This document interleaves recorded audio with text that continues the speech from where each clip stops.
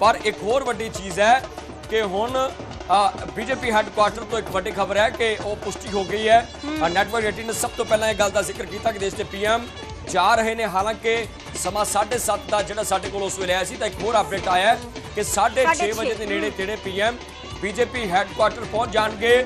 BJP के headquarter पहुंच के सब तो पहला जो शब्द PM का की होएगा, सब तो पहली गल की होएगी, सब तो पहली गल होएगी वेस्ट बंगाल ते कि आखिरकार की कुछ पश्चिम बंगाल दे विच बीजेपी RSS ते देखो किसी वेले जनसंघ सी उस तो बाद बीजेपी बनी, बीजेपी तो बाद फिर RSS दियां टोटल डायरैक्शन ते बीजेपी काम करती है। जो कुछ RSS दे प्लान ने उन्होंने एग्जीक्यूट करने का काम करती है। देखो ये बाउंडिंग बहुत चंगी है, बाउंडिंग जी बीजेपी RSS की चंगी है। इस करके ये वो किला है जिहड़ा कदे बीजेपी ने सोचा तक नहीं सी, जिथे बीजेपी कहती सी कि 50 सीटां आ जान, चलो मुख विरोधी धिर दे विच आईए। पर इस वार दी इलैक्शन करो जां मरो वाली स्थिति दे लई सी, क्योंकि सब तो वड्डी जे टक्कर इंडिया गठजोड़ दे विच दित्ते गए वो इस कदर दित्ते गए कि जो ममता बैनर्जी सन वो बहुत वड्डा जिहड़ा वो टकराव की स्थिति दे विच सन कि इंडिया गठजोड़ दे विच जाके वड्डे सवाल खड़े कर दिखाई दे रही है और उस तरंग का ज्वार उत्तरोत्तर उठता हुआ दिख रहा है।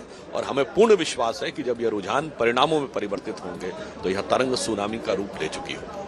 सर, किस तरीके से बदलाव आएंगे और आपको क्या लगता है वेस्ट बंगाल में TMC इसको एक्सेप्ट कर पाएगी जिस तरीके से उन लोगों ने SIR को, इलेक्शन कमीशन को बोलना स्टार्ट कर दिया? मुझे लगता है हर स्तर के ऊपर उन्होंने प्रयास किया, परंतु इस बार हिंसा मुक्त शांतिपूर्ण चुनाव, जहां पश्चिम बंगाल में दर्जनों हिंसा होना सामान्य बात होती थी, इस बार एक भी दर्जनों हत्या होना, इस बार एक भी हत्या नहीं हुई है।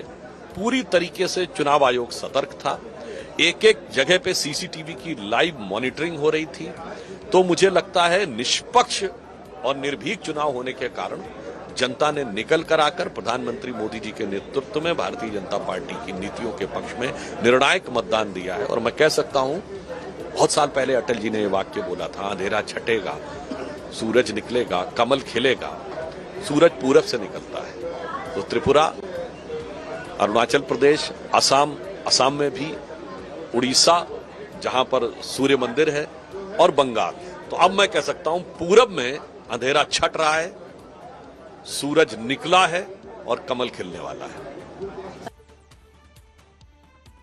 ओ हनेरा छट रहा है, सूरज निकलन वाला ते शाम 6:30 बजे PM Narendra Modi BJP headquarter पहुंचेंगे तो उत्थे उन्हां दे वल्लों संबोधन किया जाएगा, देश की जनता के नाम संबोधन किया जाएगा। किस तरीके दे नाल तृणमूल कांग्रेस, क्योंकि पहला ये नारे लग रहे सी कि 4 मई ते दीदी गई, क्योंकि हुण तृणमूल कांग्रेस का सफाया वेस्ट बंगाल तो हुंदा होया विखाई दे रहा है, क्योंकि जो रुझान इस गल वल इशारा कर रहे हैं कि थंपिंग मेजोरिटी बीजेपी दे वल्लों हासिल की जा रही है।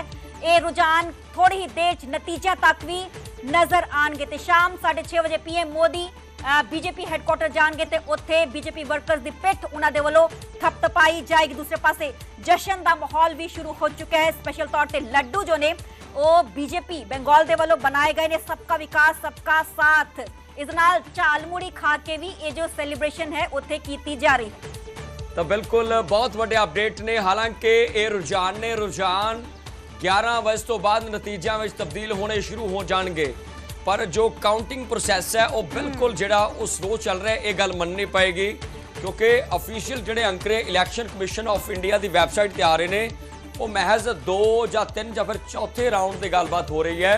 हालांकि बहुत वड्डी गिनती के जिहड़ियां टीमां वो काउंटिंग सेंटरां ते डटियां होईयां ने, वो सैकंडां के हिसाब नाल, मिनटां के हिसाब नाल जिहड़े अपडेट साडे तक पहुँचा रहे हैं।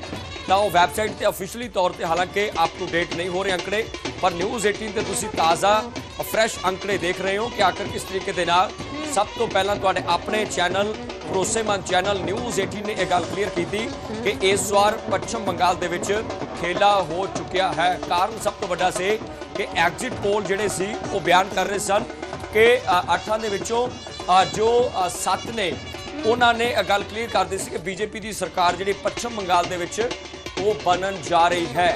दूजे पासे ये तस्वीर बीजेपी हैडकुआटर की है।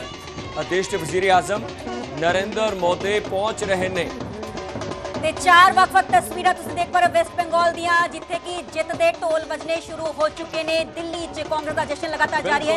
ਸਿਲੀਗੁੜੀ ਦੀਆਂ ਤਸਵੀਰਾਂ, ਵੈਸਟ ਬੰਗਾਲ ਦੀਆਂ ਤਸਵੀਰਾਂ, ਉੱਥੇ ਵੀ ਜਸ਼ਨ ਬੀਜੇਪੀ ਦੇ ਵੱਲੋਂ, ਬੀਜੇਪੀ ਦੇ ਵਰਕਰਸ ਦੇ ਵੱਲੋਂ ਮਨਾਇਆ ਜਾ ਰਿਹਾ ਹੈ। ਕੋਇੰਬਟੂਰ ਤਾਮਿਲਨਾਡੂ ਦੀਆਂ ਇਹ ਤਸਵੀਰਾਂ, ਜਿੱਥੇ ਕਿ ਟੀਵੀਕੇ ਦੇ ਜੋ ਜਿੰਨੇ ਵੀ ਵਰਕਰਸ ਨੇ ਉਹਨਾਂ ਦੇ ਵੱਲੋਂ ਜਸ਼ਨ ਦਾ ਮਾਹੌਲ ਹੈ ਉੱਥੇ, ਕਿਉਂਕਿ ਵਿਜੇ ਦੀ ਪਾਰਟੀ ਦੇ ਵੱਲੋਂ ਇੱਕ ਵੱਡੇ ਤੌਰ ਤੇ ਅਸੀਂ ਕਹਿ ਸਕਦੇ ਹਾਂ ਕਿ ਲੀਡ ਹਾਸਲ ਕੀਤੀ ਹੋਈ ਹੈ। ਤੇ ਬੰਗਾਲ ਜਿੱਤ ਦੇ ਢੋਲ ਵੱਜਣੇ ਸ਼ੁਰੂ ਹੋ ਚੁੱਕੇ ਨੇ। ਕੇਰਲਾ ਜਿੱਤ ਦੀ ਖੁਸ਼ੀ ਕਾਂਗਰਸ ਪਾਰਟੀ ਦੇ ਵੱਲੋਂ ਮਨਾਈ ਜਾ ਰਹੀ ਹੈ, ਕਿਉਂਕਿ ਇੱਥੇ ਇੱਕ ਵੱਡੀ ਪਾਰਟੀ ਗੱਠਜੋੜ ਦੇ ਨਾਲ ਨਿਕਲ ਕੇ ਕਾਂਗਰਸ ਪਾਰਟੀ ਨਜ਼ਰ ਆਈ ਹੈ। ਜੇ ਅਸੀਂ ਕੇਰਲਾ, ਤਾਮਿਲਨਾਡੂ, ਵੈਸਟ ਬੰਗਾਲ, असम के पुडुचेरी का जिक्र करें तो 3 स्टेट बीजेपी अपनी गवर्नमेंट बनाने जा रही है।